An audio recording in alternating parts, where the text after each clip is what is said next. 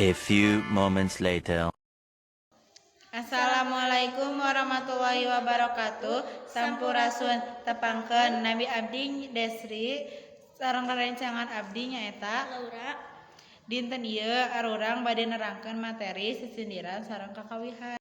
Naon disebut sisindiran teh? Sindiran teh nyaeta asalna tina kecap sindir. Omongan anu henteu langsung kanu dimaksud.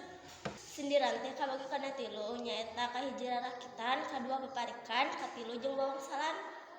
Rarakitan nyaeta piwuruk atau nasehat.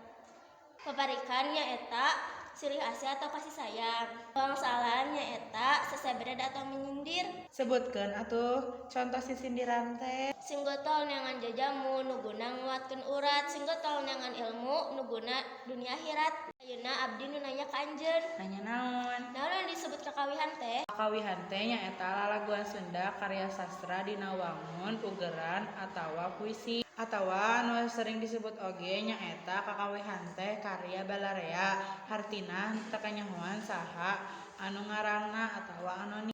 Coba sebutkeun contoh kakawihan teh. Trang kolentrang silondok pae nundutan tikus rokana durukan mesat gobang kabuyutan. Trang kolentrang silondok pae nundutan tikus rokana durukan mesat gobang kabuyutan. Sakitu wae anu bisa ku aran tepikeun. Hapunten bila aya kalapatan. Wassalamualaikum warahmatullahi wabarakatuh.